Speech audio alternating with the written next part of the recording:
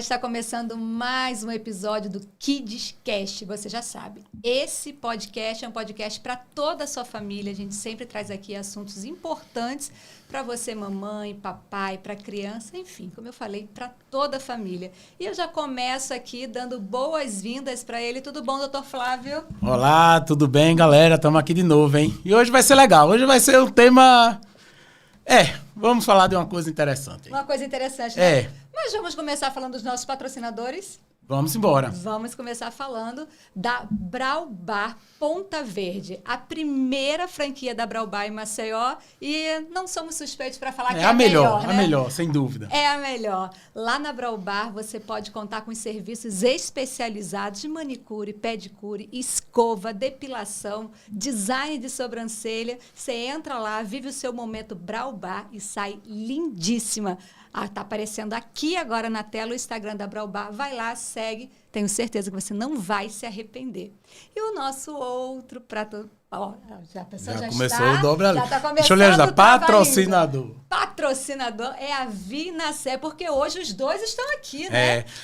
Inclusive, volta aí no episódio anterior, que a gente falou muito aí sobre a Vinacé e a importância do pediatra na sala de parto. Vale a pena assistir. Exatamente. E a Vinacé, como o Dr. Flávio já falou aqui, você pode escolher o seu pediatra ali na hora do parto, da mesma forma que você escolhe o seu obstetra. Mas é importante, eu aprendi no outro episódio, que é legal você já começar aí com esse pediatra antes mesmo, a partir de quantos meses de gestação? Normalmente é no terceiro trimestre de gestação. Depende de como a gestação está transcorrendo. Se é uma gestação normal, se tem alguma peculiaridade, mas é no finalzinho da gestação fazer uma consulta pré-natal com pediatra. Olha aí, tá vendo? Essa é a Vinacé. Vai passar também aqui agora na sua tela o Instagram da Vinacé. Vai lá, entra, conhece o Dr. Flávio, conhece a doutora Aline e conhece um pouquinho da Vinacé. Você vai se apaixonar. Agora vamos começar o nosso episódio de hoje. Vamos embora. Agora vamos conhecer a nossa entrevistada, que é a doutora Kelly Leite. Ela é gastropediátrica. Tudo bom? Tudo bom. Seja bem-vinda. Obrigada. Eu vou deixar as honras desse momento para o Dr. Flávio. Rapaz, eu vou dizer, viu, Áurea? Essa moça que está aqui na frente, a Kelly, ela é uma das pessoas mais engraçadas e mais resenheiras que a gente pode conhecer. Eu rendo ela no plantão dia de terça-feira no HU. Eu chego lá às 6h40, ela vai embora às 7h30. A gente passa 50 minutos, uma hora conversando. E o mais incrível, ela não fala nada dos pacientes. Aí quando ela sai, que tá no carro, eita, esqueci de passar o plantão, deixa eu te falar o plantão. E além disso, nas horas vagas, ela é cabeleireira também, viu? Sério? Bom saber. Sério? O marido dela que eu digo, uma cabeleireira de mão cheia.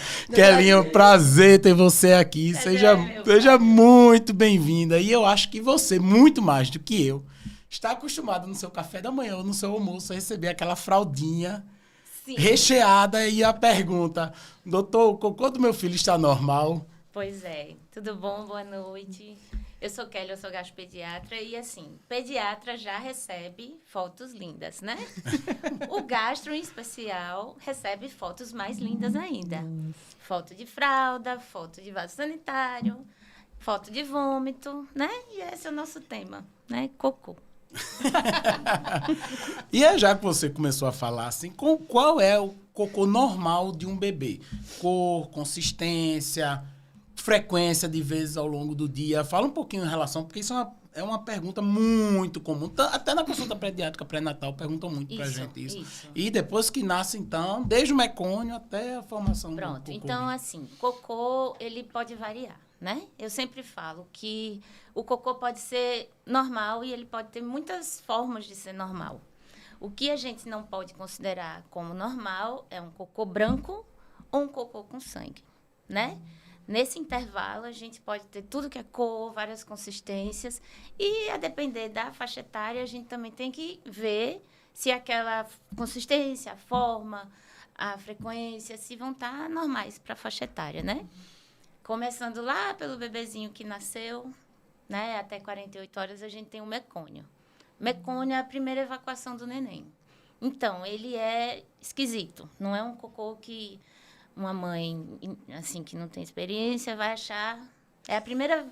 Pediatra entra, sair da sala de parto, ou na sala de parto, ou na primeira visita após o parto, ele vai dizer, o que é isso preto? né? Liguento. Na realidade, não é preto, é verde escuro. Petróleo. É uma consistência espessa, liguenta. Isso é o mecônio, isso é normal. É um cocô que não tem cheiro, é um cocô que também não tem bactéria, né? Depois das 24 horas, 48 horas, aí o cocô começa a ficar realmente com cara de cocô. Pode ser amarelinho, pode ser um pouco amarronzado, né? Que é o cocô do bebezinho, né? Bebê mamando no peito, geralmente as fezes são mais líquidas, mais amareladas, pode ter grumo de leite, né? Os pontinhos branquinhos, Os né? pontinhos branquinhos, não pode ter sangue, né? E assim, a partir de cada... O bebê vai evoluindo, vai crescendo, a consistência e a frequência também vai mudando, né? Aí as mães ficam muito angustiadas. Bebezinho no começo, primeiro mês, 7 evacuações, 10 evacuações. Ou então, um dia, 2 dias, uma semana sem evacuar. E bebê que está em aleitamento materno, a gente considera sempre que é normal, né? Isso é importante, né? O doutor tá 2 dias sem evacuar. Normal. Se for leite materno e o bebê não tiver nenhum desconforto, não tiver nenhuma Exato. distensão abdominal, é esperado. As pode famílias, acontecer. elas ficam muito angustiadas, querem usar supositório, querem sair correndo para a urgência, seja a hora que for, né? Mas a gente sempre tem a consulta pré-natal, também já serve para orientar isso. O bebê, ele tem o seu ritmo e ele vai aprendendo a normalizar, diminuir frequência e melhorar a consistência à medida que ele vai crescendo. Então, não dá para exigir de uma pessoa que só mama um cocô durinho, né? Então, a mãe tem que estar orientada nisso, porque a mãe não sabe. Quem sabe é a gente que tem a obrigação de orientar. ensinar, né? Então, as evacuações de um recém-nascido, elas são bem numerosas. Que o reflexo gastrocólico, né, que comeu, o intestino mexe para expulsar o que tem de velho, né? Para dar espaço para comida pro nova. novo. Nem sempre é tão velho assim, né? Mas a lógica é essa, né? A lógica é essa. O cérebro, vem comida, o intestino já manda o recado e vem o reflexo da evacuação. Então, assim, umas fezes bem líquidas, às vezes pode ser volumosa, às vezes só um pouquinho, mas são várias. E tem bebê, a gente também não tem uma relação muito certa se aquele bebê vai ser um constipado no futuro, mas tem bebezinho que nessa mesma faixa etária, 1 mês, ele não evacua todo dia, não evacua cada hora que mama. E também é normal, contanto que ele não sofra, né? O bebê tem que estar pronto para mamar, não pode estar desesperado de choro, de inquietação, a barriguinha não pode estar distendida. Um bebê que você vê que está tranquilo, dorme tranquilo, então é um tempo bom, até 7 dias sem evacuar, não tem problema nenhum. Daí surgiriam as famosas cólicas ou não tem nada a ver? Muito... Pode ter a ver, né? Pode ter a ver. Mas, assim, tem que ver outros fatores. Tem que ver outras situações. Mas, assim, falando em número de evacuações, isso é o esperado para um bebezinho até 1 mês. Que é depois que ele começa a se organizar, né? Vai se organizando e vai diminuindo o número até ficar uma coisa mais habitual que a gente está acostumada com crianças maiores. O Kelly, e o que a mãe come, as que amamentam, óbvio, né? Tem influência sobre as evacuações dos bebês ou não? Isso é outra pergunta sempre... Então, provado cientificamente, a gente não tem muito trabalho que diga, você come isso, vai dar esse tipo de reação. Mas a gente tem uma tendência a orientar. Eu oriento muito assim. Mãe, o que você come que te faz mal, evita. Se for uma comida saudável, por exemplo. Eu como feijão, fico muito distendida. Evita. Deixa o feijão de molho para, né, diminuir aquela substância que eu esqueci o nome, que dá distensão. Acho que é né? fitato, né? Fitato, isso. Né? Mas, assim, de uma forma geral, evitar industrializados, evitar conservantes, evitar chocolate, refrigerantes, porque assim, já não vai fazer bem de uma forma. Agora, que cientificamente se faz mal, a gente não sabe, mas ninguém vai arriscar, né? Só que tem um porém. Bebês com alergia à proteína do leite de vaca. Esse tipo de alimentação materna pode fazer mal ao bebê. Se aquele bebê for um candidato, for propenso a desenvolver alergia, né? Aí, nessa situação, a gente, muitas vezes, precisa mexer na dieta materna. E não só em leite. Muitas vezes tem Bebezinho que a alergia à proteína leite de vaca é tão grande que pode ter reação cruzada com carne. A gente também tem que tirar. Aí, nessas situações, comprovadamente, a gente vê que a dieta materna atua. Mas do mais, não. Eu vou pedir até para você falar um pouquinho mais da PLV depois, porque eu vou fazer uma ligação entre a PLV e intolerância à lactose, porque isso confunde demais as pessoas leigas. Acho que é a mesma coisa. Mas antes disso, eu queria também que você falasse que há diferença, você já falou um pouco também, entre cocô de quem mama e o cocô de quem toma fórmula. Isso. Né? Não é a mesma coisa. Não. Né? O cocô de quem só mama, geralmente, é um cocô, assim... Não posso dizer bonito, mas, assim... é um cheiro menos característico. As cores não tem grandes variações. É aquele amarelinho, ou então um amarronzado mais claro. É mais líquido, com grumos, né? Que é bem característico da criança que mama exclusivo. materno, né? As crianças que já usam fórmula, aí já tem um tipo de evacuação, às vezes tendendo a mais esverdeada, né? Ah, fórmula é veneno? Não. A gente usa quando necessário, quando a mãe não tem leite ou impossibilitada de amamentar por algum motivo de saúde, é necessário, mas o ideal é o leite materno. Então, as variações de bebês que usam fórmulas podem ser maiores, né? Alguns podem ter mais cólicas, né? Porque não tem o leite de vaca, a fórmula, ela não tem uma digestão muito fácil como leite materno. Então, até o processo da digestão se completar, o neném pode ter mais gases, entendeu? Mesmo que não seja um neném que tenha alergia, né?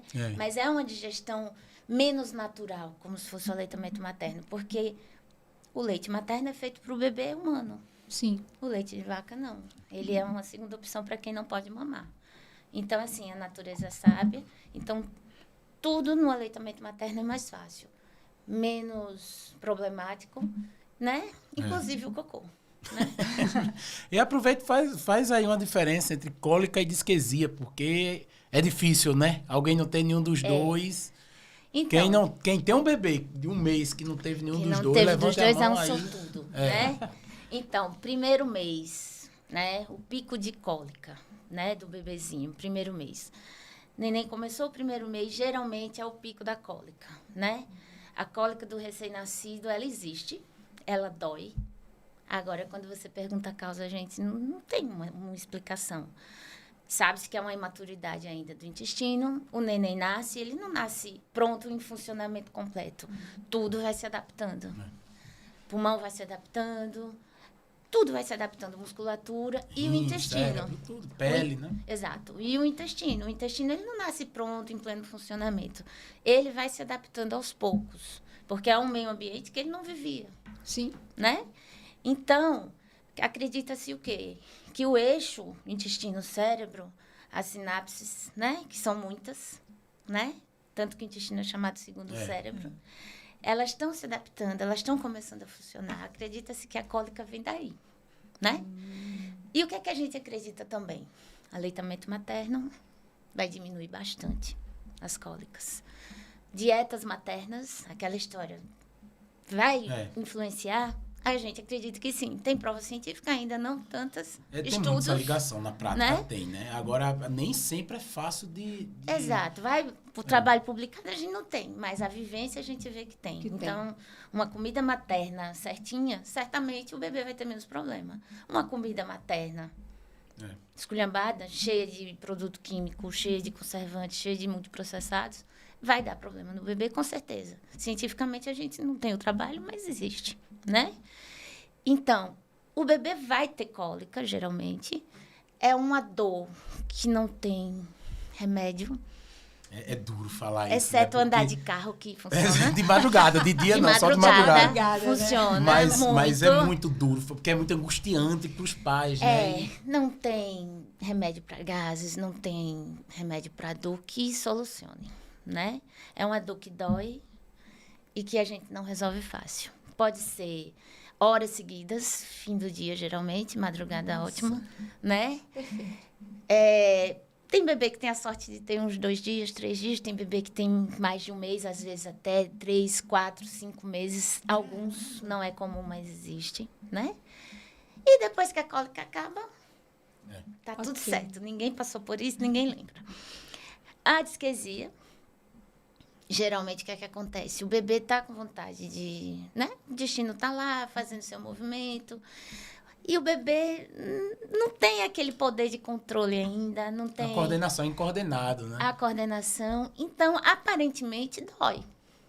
Aparentemente dói, mas a gente não sabe se realmente é uma dor. Ele se tosse, ele fica vermelho, né? Não só para fazer cocô, às vezes só um punzinho, uns gases, né? Às vezes só o movimento peristáltico, que é a cólica natural de quem quer evacuar. E o bebê reage daquele jeito, mas para a mãe É um incômodo. é doença, né? É doença. E a gente, como pediatra, tem que saber acalmar, tem que saber explicar, né? Fala que da aquilo vai passar. Benignidade. Isso. Eita, Áurea, Tá você vendo? Ó, transferi pra você. Só eu que não erro. Ô, doutora, venha sempre. Então, assim, a gente tem que estar preparado para saber acalmar. O pediatra, ele tem que ter esse preparo para saber acalmar uma mãe, para saber dar o conforto a ela, de dizer que aquilo é passageiro. E também de ser realista em dizer que nem tudo na medicina tem remédio, né? não prometeu que você não vai conseguir prometeu entregar. que não pode ser feito, né? Mas você tem que fazer a família ver aquilo como uma coisa que o bebê vai passar e que ele vai ficar bom com a idade, né? Sim. E também a gente tem que saber olhar os sinais de alerta para ver se aquilo realmente é uma coisa natural do desenvolvimento, uma adaptação, ou se é um sinal de doença. Por isso E que é o muito bebê... desafiador, porque o bebê são sinais indiretos, né? Que às vezes esses sinais, eles se confundem E as entre informações de pessoas angustiadas, que são os pais, né? Às vezes elas não Elas são podem estar passadas distorcidas. de forma certeira, né? Elas podem estar aumentadas. Então, você tem que ter uma consulta muito calma. Você tem que ver o paciente. Consulta por telefone não vale, né? As famílias precisam aprender que telefone não é método de consulta, que você tem que examinar. Porque a forma de escrever, a forma de passar uma mensagem de áudio, a forma de passar uma ligação, não é igual você vê, né? E vendo, consultando o pediatra, olhando, ele sabe, ele tem que ter o feeling, né? Ela tá falando usando até palavras em outro idioma. Esse é o famoso inglês desnecessário. Ela tá ótima. Ela rasgou agora o inglês desnecessário. Então, o pediatra ele tem que saber identificar o que é natural de um bebezinho em desenvolvimento e o que é um possível sinal de doença, né? Então, assim, cólicas e disquesias vão existir e nem sempre serão sinais de doença. Geralmente é coisa do desenvolvimento do bebê. Vai passar. Tem alguma idade para o cocô começar a sair no formatozinho de Tem. De cocô de mesmo. cocô? Então, daí, assim, teoricamente, né? O bebê vai mamar exclusivo até 6 meses, né? Teoricamente, lá para os 6 meses, ele já vai estar apto a começar a introdução alimentar. Então, é o momento que ele vai começar a ter um cocôzinho mais tubular, né? As fezes na introdução alimentar, né? É aquelas fezes que a gente chama de transição. Então, vai passar do amarelinho ao ralinho várias vezes para uma evacuação diária, no máximo 2, né? É um cocô mais pastoso. Ainda vai estar amassado na fralda, então nem sempre você vai ver o tubinho, né? E muito menos aquele do WhatsApp, né? Exatamente. Mas, assim, são fezes mais formadas, vão ser mais amarronzadas, um cheiro característico, vai ter bactéria, né? Vai estar tudo que a gente conhece de fezes vai estar lá. Só que na fralda. Pode ter resto alimentar. Introdução alimentar. Né? Meu mamão. Vem de várias cores, né? É. E sempre eu digo, não pode estar branco, nem pode estar com sangue. Nesse intervalo, considera-se, né? Que tudo pode acontecer. Desde pedaço de comida até uma pastinha bem homogênea. Mas a mãe tem que saber olhar, né? Eu sempre falo, a gente olha o que come e a gente também tem que olhar o que sai. Né? Porque o cocô diz muita coisa, né? Sim. Então, olha o que come e olha o que sai. Tá tudo certo, né? E... A introdução alimentar a gente precisa bater muito nessa tecla, porque os pais às vezes se assustam, né? Porque sai mesmo um pedaço inteiro, às vezes, dependendo do que comer. Porque a criança geralmente nem mastiga direito, É. né? E dependendo do método que foi introduzido, né? Do método que foi escolhido para introdução alimentar, a né? introdução alimentar, tem coisa que o bebê come praticamente inteiro. Né? É. Ele não tem dentinho, né? Então, tem pedaço de fruta que vai vir inteiro. Então, o estômago, muitas vezes, não dá tempo, né, de digerir aquilo, de processar para sair. Então, a mãe também não pode se assustar achando que o fato de ter resto alimentar no cocô vai ser Porque doença, não está digerindo nada. vai ser gastrite, vai ser um problema de absorção, né? É. Sempre o pediatra, mais uma vez, tem que quem orientar, né? Então, Kelly, vamos entrar um pouquinho nessa parte do APLV, porque, assim, hoje eu não sei se realmente... Eu acho que deve estar tendo muitos falsos diagnósticos aí, mas, de fato, algumas crianças têm, né? Muitas crianças Tem. têm. E quando né? tem, é um sofrimento até fechar o diagnóstico. Então, a gente... Essa questão, será que são diagnósticos, né, supervalorizados? Será que está tendo demais? Ou será que tinha de menos, né? Quando a gente conversa com os mais velhos, sempre tem história, fulaninho era um buchão desse tamanho, barrigona sempre distendida, tinha diarreia, começou leite de cabra, melhorou, né? Tinha gente que nos interiores tinha uma cabrinha lá porque as crianças não aguentavam leite de vaca, mas não tinha diagnóstico, né? Outros diziam, barrigão porque é de verme, né? Aí a gente trazendo isso para hoje, que tem estudo, que tem método de diagnóstico, a gente vê que existia. Não tinha diagnóstico. Mas também a gente não pode achar que qualquer cólica, qualquer disquesia, qualquer refluxo. incômodo, qualquer refluxo que pode ser fisiológico, a gente acha que é uma PLV. Então, assim, a PLV, que é a alergia à proteína do leite da vaca, Isso é importantíssimo não é falar. intolerância à lactose. A lactose é o açúcar do leite, né? Então, quem tem alergia à proteína. Ou seja, um golinho, ou seja, uma grande quantidade. Vai dar sintoma, né? Então, bebês que têm sintomatologia, como é que a gente pode descrever? Falando de fezes. O que é que a gente vê primeiro para desconfiar? Sangue, né? Raios de sangue nas fezes é um sinal importante, né? Você não pode desconsiderar quando você vê sangue. Muco. O muco isoladamente não é para estar assustado, né? Muco nas fezes é uma coisa que não vai dizer muita coisa sozinho. Tem criança que tem muco e é completamente normal, porque o intestino produz muco. Ele produz muco para se defender, porque a gente come coisa com bactéria. Então, o intestino, ele tem as camadas protetoras e o muco é uma delas, né? Mas muco em excesso com raios de sangue, muco em excesso com assadura perianal, né? Bebê irritado. Bebê irritado, bebê que não cresce. Não ganha peso. Que não ganha peso, eu digo, né? Uma barriga sempre estendida, posição de dor. Para de mamar, às vezes, no Para meio de da mamada mamar, pra recusa chorar. a mamada, se torce para trás. São vários sinais indiretos, né? E você olha o cocô, tem sangue. Não tem como pensar em outra coisa. Mas o bebê só mama. Exato, mas a mãe consome. Então, nessa hora, a gente tem que pensar em mexer na dieta materna, tirar todos os derivados de leite de vaca da dieta materna. O que é muito difícil. É difícil. E eu observar. eu falo com propriedade, porque eu passei por isso. Tu lembra? Lembro. Matheus, quando tinha 1 ano e meio, mais ou menos, sei lá, 1 ano e um pouquinho. E já maiorzinho, né? Foi 1 ano e pouco. Ele começou a evacuar sangue. Era o único sinal. Ele não tinha distensão abdominal, ele tinha nada disso. Era 1 ano e pouco, já tinha. A introdução alimentar dele foi ótima, ele mamou até 1 ano e pouco. E aí ele começou a evacuar sangue, a gente foi percebendo. Aí, na época, era a doutora Junco, a gente falou com a doutora Junco. Falei com a Kelly, falei com a Genilda também. Falei não, né? Levei para consulta com a Genilda. E aí, todo mundo se conversando, pediu um bocado de exame. E aí, a suspeita óbvia tem que entrar a alergia à proteína do leite de vaca. Eu sou um bezerro.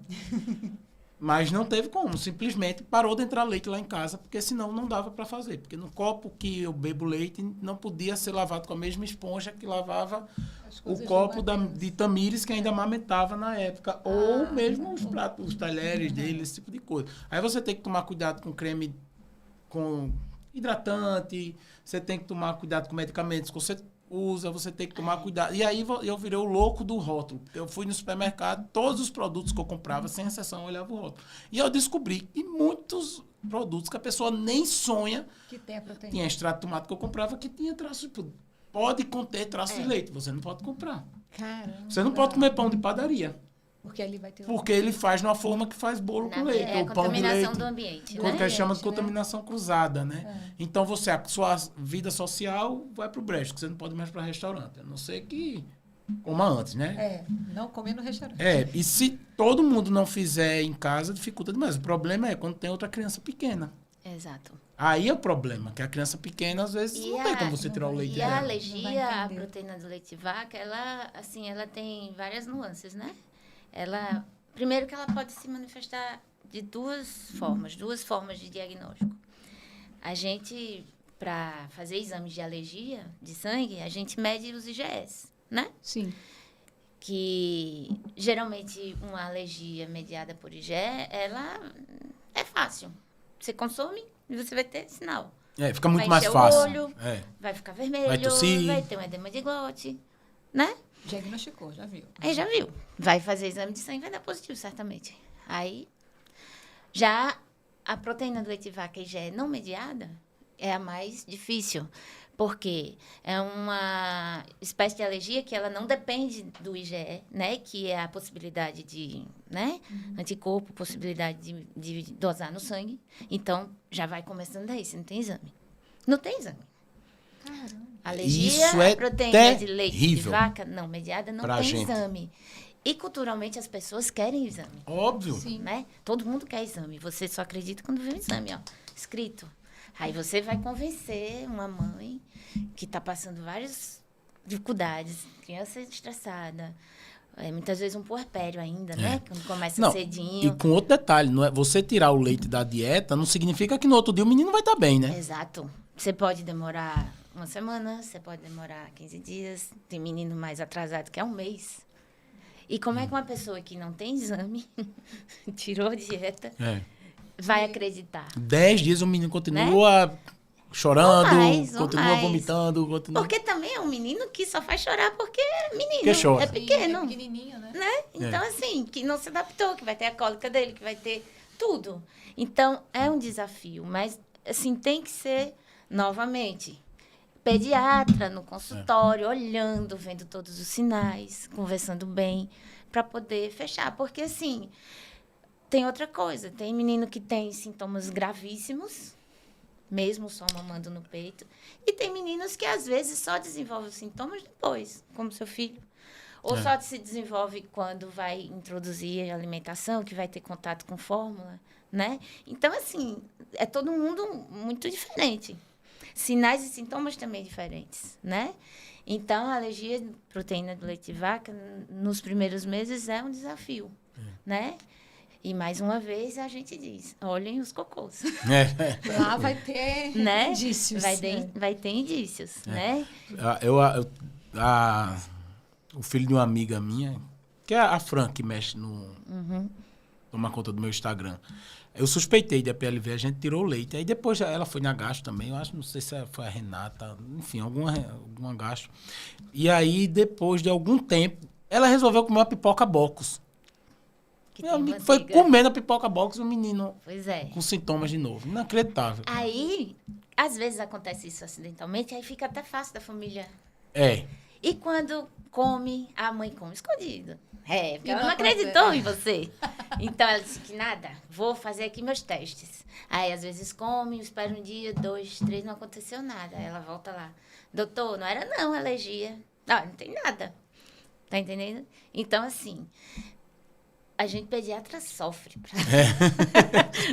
pra né, dar o diagnóstico e, assim, fazer que a família entenda que precisa de dieta, que precisa de observação e que os sintomas vão ser nada imediatos ou depois, muito tempo depois. Sintomas bem tardios, mas que existe, né? Ruim são aqueles que não sai sangue, né? Exato. Aí esses, quando sai Não sangue sai ajuda sangue. demais, mas quando não sai... Tem muitos, mas assim, Aí a gente tem que ser bem criterioso, a gente tem que ter bastante atenção, porque também não pode virar uma moda de sair tirando tudo da mãe. Sim, E às sim. vezes, quando a criança usa fórmula, ou usa fórmula complementar, assim, aleitamento misto, também sair tirando tudo, colocar formulações caras que muitas vezes a família outro não problema. Não tem condições de comprar. Mais de R$200 comprar. numa lata desse tamanho que vai durar 2-3 dias. Exato. Então, assim, às vezes a gente tá, assim, a gente, de uma forma geral, dando diagnóstico de mais, Sim. né? E às vezes de menos. Então, É muito tem difícil que essa ter linha. muita ponderação e tem que ser bem avaliado sempre, né? E uma vez tendo a intolerância, ela vai ser para sempre? A alergia. Alergia, Alergia. isso, desculpa. Alergia, ela vai ser para sempre? Muitas vezes não. O bom da alergia é que ela... Geralmente a criança, lá para 1 ano e tanto, 2 anos, às vezes até 3, alguns estão mais tardias, elas vão desenvolvendo o que a gente chama de tolerância, né? E chega um ponto que come tudo. Junto com o pediatra, junto com o gastropediatra, esses momentos de introdução alimentar de derivados vão acontecendo e as crianças vão mostrando se estão adaptadas ou não. Até o momento que coma tudo e não tem mais nada, Certo. né? Mas isso vai depender demais de cada paciente. De né? cada paciente, de cada paciente. É o que eu falo. Tem gente que é muito simples, o processo é muito simples, e tem criança que às vezes é muito grave. Que um simples contato de um talher contaminado, mesmo sendo uma APLV Trabalhei com a e já é fisioterapeuta. não mediada, às vezes um simples contato dá quadro grave, quadro que precisa de internação, vômito, diarreia, que às vezes a criança desidrata, faz distúrbio hidroeletrolítico grave e, assim, às vezes com risco até de morte. Nossa. Não é o comum, mas existe. Não, eu trabalhei com a fisioterapeuta que a filha dela foi daquelas, mas era IgE mediada. Já é mediada, mas instantânea, Eu acho que né? foi ela que me contou essa história. Eu não sei se foi com a filha dela ou se foi alguém que ela conhece, porque ela estava tratando em São Paulo. E ela disse que alguma criança, não sei se foi a filha dela, quando abriram uma lata de leite em pó na cozinha, a criança estava no cômodo do lado, ela fez uma reação grave. Vixe, Maria. Nossa. Diga aí. Caramba. Aí só entra vegano nessa casa. Né? Tem que ir que na aí loja vegana e fazer a Aí feira. é bem semelhante a de camarão, né? É. E outros Sim, alimentos, que às é. vezes até o cheiro, a pessoa tem que sair da casa para cozinhar, porque às vezes só o cheiro do preparo, É. a criança ou o adulto, ou qualquer adulto, alérgico, né? pode ter problema, né? É. Ô, Kelinha, e regurgitação, minha filha? Diferença entre regurgitação e doença do refluxo. Do refluxo. Eita! Como é que é isso? É a gente que lute. Regurgitar, todo mundo vai regurgitar, né? É. Do bebê ao adulto. Ao adulto. Né? Mas o refluxo... Que regurgitar, ou um episódio de refluxo é o conteúdo sair do estômago e exteriorizar. Ou às vezes não exterioriza, vem pra cá, volta que nem a pessoa viu, ninguém viu, mas sente, Sim. né? Aí o bebê, né? Como é que você vai saber do bebê? É porque ele não vai avisar, né? O bebê é um ser que vai vomitar, porque ele é bebê. Então, até os 6 meses, ele está construído para vomitar, porque ele é bebê, ele tem um abdômen grande, ele tem um esôfago curto e reto, então ele não tem proteção antivômito. Fica muito tempo deitado. Fica muito tempo deitado, Só toma líquido. Então, ele está ali pronto para regurgitar, né? Então, o bebê vai ter os golfos, né? Que é aquela... Cheirosos, pequena, né? exato, Bem aquele cheirosinho. conteúdo com cheiro de azedo, É. vai ter os golfos, vai ter aqueles grandes vômitos, e aí, né? Que é isso? É normal, não é normal? O que é Corro isso? para emergência? Corre pra emergência de novo. Aí é mais uma vez onde o pediatra vai ter que ter, né? Tem que ter a sabedoria, a esperteza de investigar se aquilo pode ser uma doença, né? Ter refluxo não é ter doença do refluxo. A doença do refluxo, ela vai ter prejuízo para o bebê. O bebê pode não ganhar peso, o bebê pode ter choro excessivo, posição de dor, pescocinho assim para trás, se torcer, né? Ele pode ter recusa grande de mamar, né? O bebê tá lá Mama mamando, de pouquinho. repente reflui, ele já começa a chorar, né? Então, assim, e ele certamente vai ter mais outros sinais, porque geralmente pode ser uma APLV por trás, como causa, né? Então, assim, ter episódios de refluxo não quer dizer ter doença do refluxo. A gente tem que ser bem criterioso e uma vez dado o diagnóstico, que também é clínico, Não adianta estar fazendo exame, não adianta estar pedindo ultrassom, né? Com uma exceção, quando são episódios muito agudos, a criança não ganha nenhum peso, a gente às vezes precisa pensar numa patologia que se chama estenose hipertrófica de piloro. Diagnóstico por ultrassom. Mas é um quadro mais agressivo, né? Que se desidrata. Mas infelizmente, né, tem casos que eu já peguei criança de 2 meses que estava tratando como doença de refluxo, tá entendendo? Então, assim, você tem que ser criterioso com o bebê, porque tudo do bebê é sinal muito indireto, né? Tem que examinar, botar a mão para ver o que está acontecendo. Nada de telefone, nada de WhatsApp. É mão no bebê olhando. Nesse caso, é cirúrgico, tratamento, mas a grande maioria, tratamento diagnóstico clínico, né? Diagnóstico clínico e tratamento também tratamento, com medidas, né? Medidas posturais, né? Elevar o becinho, elevar a cabeceira, botar o neném... Primeiro, corrigir a pega sempre, porque o bebê que engole muito ar na mamada, quando a pega não é boa, ele vai ter muito ar na barriga, então ele vai ter que expulsar aquele ar, geralmente vai vir com comida junto. Botar para rotar, 30 minutinhos, 20 aqui, ó, em pé. Não precisa escutar barulho, porque nem sempre vai sair, mas 20 minutinhos aqui na posição já sem chacoalhar. Não pode dar de mamar assim, chacoalhando, né? Porque o bebê vai vomitar. E é isso. É problema. O grande problema, eu acho que o grande desafio com o bebezinho é porque ele não fala. Então, a gente fala assim, a PLV é isso, vomita, sai sangue. É muito diferente quando mas às vezes a consultório. única queixa é cólica. É cólica. E tem menino que nem queixa tem. O menino, assim, sintomas, né? Às vezes só não ganha peso. É o menino que não ganha peso. E você tem que pensar nisso. E aí você quebra a cabeça, porque aí você abre um leque de 1 milhão de situações. Exatamente. Inclusive fisiológico. Então aí você fica, meu Deus, faço, não faço, não é. E do outro lado vai ter uma família angustiada, achando que o leite do peito tá fraco, aqui tem que botar fórmula, que isso, que aquilo, que os ninguém conselhos. sabe de nada, porque o pai, a mãe foi criado com leite de vaca, do peito da vaca e não morreu, né? Você tem que ter manejo para isso tudo. Não, e é uma aflição terrível das mães, ficam mandando mensagem, é complicado, não é fácil não, é muito difícil. Pra gente saber lidar com isso aí é rojão. E assim, só pra gente não esquecer, aí tem as crianças maiores, né? Sim. Aí pronto, aí começa... Tem 10 minutos, né? Não, pode ficar falando aí. A famosa constipação, né? Criança maior, quando é pequenininho, só mama, né? Aí chega a introdução alimentar, aí aquela criança que não come bem, né?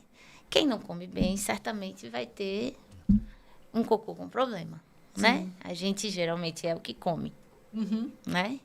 Então, o que é que você faz com criança constipada? Tem que comer fruta, verdura, fibras, né?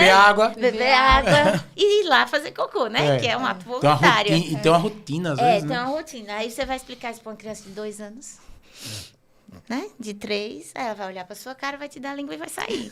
Né? Não jogar alguma coisa na sua cara, né? E aí, né? É outro né? desafio. É outro desafio falando de cocô, né? Então, assim... Desde as primeiras consultas, a gente tem que orientar a família que a introdução alimentar precisa ser bem diversificada.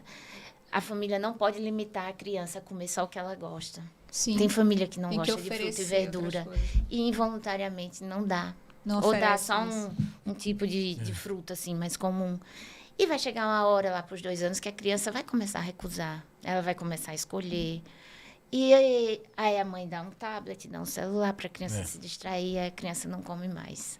Aí chega lá com uma barriga desse tamanho, uma semana sem evacuar, aí o que é que você vai fazer, né? É outro grande desafio. Então, assim, a gente como pediatra tem que... Tem crianças que desmaiam, né, na hora faz uma hipotensão, na hora de evacuar, porque dói. Mal, porque dói. E dessa primeira dor, ela simplesmente recusa fazer cocô. Recusa, porque dói e, assim, a evacuação é um ato voluntário, né? Menos na diarreia. Ali não é voluntário. Então... Ali já foi. E não dá tempo pra piar. O criança pode ter constipação, mas os pediatras jogam não tem. Pelo menos a grande maioria delas não tem. Isso é garantido. Então, assim, a criança, ela vai recusar fazer cocô. Então, assim... O pediatra, ele tem que treinar a criança a comer fruta, a comer fibra, a comer verdura, a beber água, a brincar. Porque o brincar, ela vai se movimentar, o intestino vai funcionar melhor. E o treinamento para evacuar, né? Porque a constipação, ela é dolorosa. Fezes grandes, de entupir vaso, que a mãe tem que saber. Eu pego crianças, às vezes, de 5 anos, que eu pergunto à mãe como é o cocô, elas não sabem. Não sabe, né? Não foi lá olhar, né? Não foi olhar, ou às vezes é uma criança terceirizada na mão de funcionário da casa, né? Então, a gente, como pai e mãe, obrigação, sem ser pediatra, como pai e mãe, a gente tem obrigação de olhar o cocô, né? Nosso tema, né? Cocô. Isso. A gente tem obrigação, a gente tem que ver o formato, a frequência, porque constipação não é 3 dias, 4 dias sem evacuar. Você pode evacuar todo dia, mas se o seu cocô for de bolinha, as pedrinhas, né? Que chama de bolinha de cabra. Isso. Mesmo fazendo todo dia, já é uma constipação. Já é problema para o futuro. Sim. Né? Um constipado hoje, ele certamente no futuro ele vai ter hemorroida. Ele vai ter um risco aumentado de câncer coloretal, que mata muita gente, né?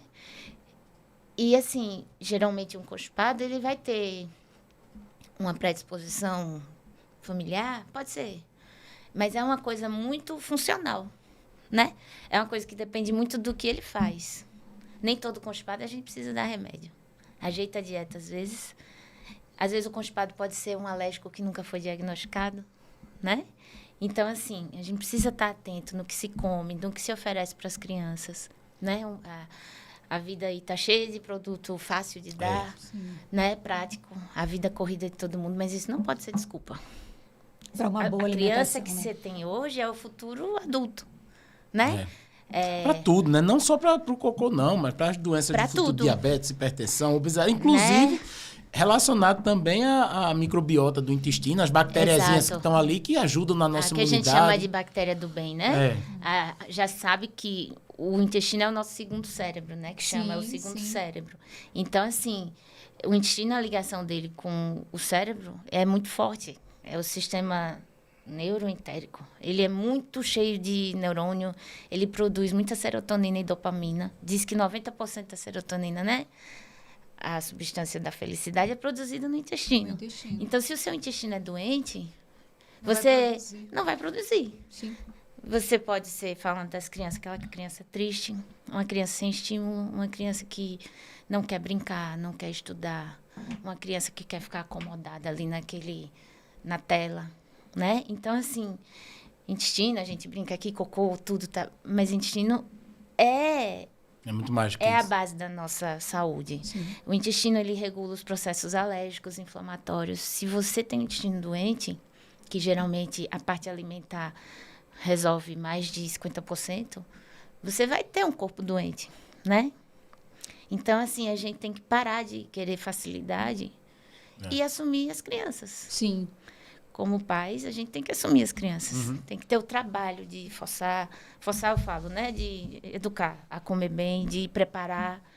Porque dar pacote de bolacha, dar pipoca, dar suquinho de pacote é muito fácil. É prático, né? É prático. Mas A não criança é gosta, saudável. né? Porque toda criança gosta de besteira. Esconde aí. Dá isso aqui. Esconde aí. Esconde aí. Tu já comeu os 3 sabores. Depois do Marco. Isso aqui é veneno, ó. Isso aqui é veneno. No episódio, o doutor Marco tá aqui, a gente conversando, não sei o quê, e eu tome Juju pra ter. É, porque o açúcar, não sei o quê, precisa É cocaína, o açúcar é igual a cocaína. Aí eu, então eu sou viciada. E assim, são coisas gostosas, são. A criança gosta disso, gosta. Claro. Quer viver a infância disso, comendo isso, vai. E não é proibido. Mas o dia a dia Não da pode ser uma criança rotina, né? tem que ser controlado. Sim. O que ela come na escola, o lanche da segunda a sexta tem que ser controlado para poder ter a diversão Sim. alimentar, né, no caso, Aham. no final de semana. Mas a gente tem que ter a responsabilidade de reconhecer problemas intestinais, reconhecer problemas... Falando de cocô, problema intestinal, né? Sim. Pra gente poder melhorar a criança nos outros aspectos, né? Pra ter um adulto sem doença, ou pelo menos com o mínimo de doença, né? É isso, mas cada vez mais negócio chamado medicina integrativa, que está ganhando muita força hoje em dia, que é conhecer o corpo humano como um todo. Não dá para você sair diferenciando os sistemas, achando... É porque o nome ficou muito na modinha, né? É. Mas, assim, o bom generalista que a gente é pediatra, a gente já faz isso, né? A gente já faz isso. E com criança tem que ser mais rigoroso, porque a criança, ela não sabe o que é bom para ela. Ela sabe o que ela gosta. Agora, se Ela ela gosta de jujuba bom, e de M&M's. Isso. Então, ela vai querer isso. Sim. A gente tem que fazer com que ela não coma só isso. Ou, Sim. se comer isso, seja muito pouco. Porque a gente sabe que uma alimentação boa quer dizer saúde. Sim. Uma alimentação quer dizer doença em algum momento da vida. Pode ser que não seja na infância. Mas pode Mas ser no mais tarde. futuro. Reflete, né? Reflete, né? Reflete bastante.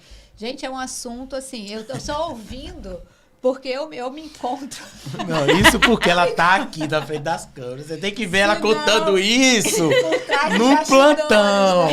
bastidores, Aí é que fica interessante o negócio. Eu tô Ela faz rindo. endoscopia. Tu é a única que faz em criança aqui, né? Sou Ela é a única que endoscopista. faz endoscopia aqui em Alagoas de criança. De Bebezinho a partir de 10 quilos. Tu faz. Já 8. fez 7, não foi? É assim, o bebê... É porque depende do tamanho, endoscopia né? pode ser feita em Aham. qualquer idade. É porque aqui a gente só tem aparelho o aparelho que endoscópico. passa a partir de 8 quilos, que foi o que a gente conseguiu fazer. É Certo. falta Ah, de ela aparelho contando mesmo. as histórias das endoscopias que elas fazem. Um velho que engoliu uma chapa quando ela passou a endoscopia, a foto do esôfago com os 2 dentinhos assim, tirando foto pra ela. Isso acaba o plantão, o cara não faz mais nada do plantão. Evoluindo só fazendo isso. Ai, olha, assunto importantíssimo, né? Acho que ficou aí como dica, mamães, papais, né? O filho que ainda tá com fralda, ok, você consegue até olhar ali o Exato. cocô quando Não, vai mas trocar tem a que fralda, tomar conta né? do filho Mas até. tomar conta do filho, Sempre, né? sempre, sempre. E Então, também assim, educar a criança maiorzinha, né? Porque a criança, quando tá maiorzinha, ela já não quer, ela já vai ter aquele pudor, não quer estar já se quer mais expondo, a né? independência nessa Mas, hora. assim, educar, olhar. A gente adulto também, tem gente que... Assim, os idosos, por exemplo, tem gente que descobre câncer coloretal só pela forma, né? Que era um cocô tubular, macio, de repente o cocô sai em fita, fininho, com rainha de sangue. E se a pessoa simplesmente dá descarga e não olha, Sim. né?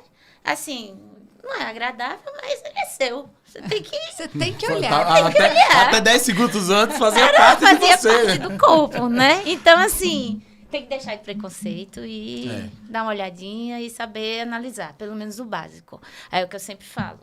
Não pode ser branco, nem pode ter sangue. Nem pode ter sangue. no meio disso O aí. resto tem que saber analisar com calma. É isso aí. É isso aí, doutora Kelly. Muito Muito obrigada. bom, muito pela- legal. Muito bom, né? Muito bom. Assunto importante, né? Como você falou, faz toda a diferença. Faz. Né? E é Na muito. vida. Agora, você não tem noção do como chegam essas queixas. Isso que a gente conversou aqui. Como isso é rotina no consultório da gente da pediatria. Não, imagina. É rotina. Assim, pra não dizer todo dia, Sim. quase todo dia eu recebo uma foto de fralda E aí? no celular. Como é que tá, Tá doutor? normal? Tá normal? É assim? Faça alguma coisa? Né? Mas o que fica de O dica... que é esperado, né? Os pais É. não tem a informação e ficam aflitos, ó, com toda. Quer tirar O que dúvida, fica de mas. dica é assim, a gente como pediatra, né, ensinar as famílias, né, a consulta pré-natal, né, na Vi Nascer, Isso. né, a Aline e Flávio fazendo as consultas pré-natais, Já né, ajuda bastante. já ajudar a explicar sobre os aspectos de cada evacuação, a cada fase da infância, principalmente os primeiros dias, que são o puerpério da mulher é uma fase muito difícil, né? Então, para ela, tudo vai ser novo, tudo vai ser problema. Sim. Nada vai ser normal, porque o filho de fulano de cicrano não era Ei. assim. As comparações, Né? né? Comparações. Então, assim, o recado da gente é a família ter o pediatra, saber, e o pediatra ter atenção, né? Não esquecer que aquela família não sabe, Sim. É. Tá aprendendo, né? tá aprendendo. Então, às vezes uma coisa parece ser simples pra gente, profissional, mas pra família não é, Não. né? Então, assim, cabe a gente ensinar, né? Desde ensinar a reconhecer, ensinar ao que dá pra criança para ser uma criança e um adulto depois saudável, né? Saudável. É isso aí. Show de bola. Muito, muito, muito obrigado, Kelly. Muito obrigado mesmo. Você é fora da curva. Oh, meu Deus. Obrigada a você. Me salva demais essa moça. Me salva até demais. Até parece. Obrigada, doutora Kelly. Foi uma honra te conhecer. Obrigada e a você. muito obrigada a todos vocês que assistiram mais um episódio aqui com a gente. Eu, sinceramente, eu agradeço ao doutor Flávio por estar fazendo parte desse projeto, porque o que eu tenho aprendido aqui né, é muito bom, é muito bom. Não tenho mais bebezinho, a minha moça já tem 24 anos, mas a gente tem amigos, Você olha né? o cocô dela. Óleo. Pronto, muito Oh, bem. Olha o meu, porque eu sou constipada. Eu olho o meu. Quem sabe eu fui uma Coma criança que frutinhas. E para de comer jujuba. E para de comer jujuba. Olha aí, tá vendo? Já vou sair daqui, ó, sem poder comer jujuba mais. Mas olha, sim. Então, muito obrigada a você que nos acompanhou. Curte aqui, clica no sininho. Se você ainda não está seguindo a gente aqui no YouTube, segue e compartilha. Vale relembrar. Todo episódio a gente tem que relembrar. É muito importante que vocês curtam e compartilhem, porque o YouTube reconhece isso, acha que o tema tem relevância e ele sugere esse tema para mais pessoas, ou seja, o alcance do YouTube fica muito maior, entendeu? Então, é muito importante vocês darem aquele joinha. O likezinho, marcar ali como gostei. Então, até o nosso próximo episódio. Tchau, tchau. Tchau.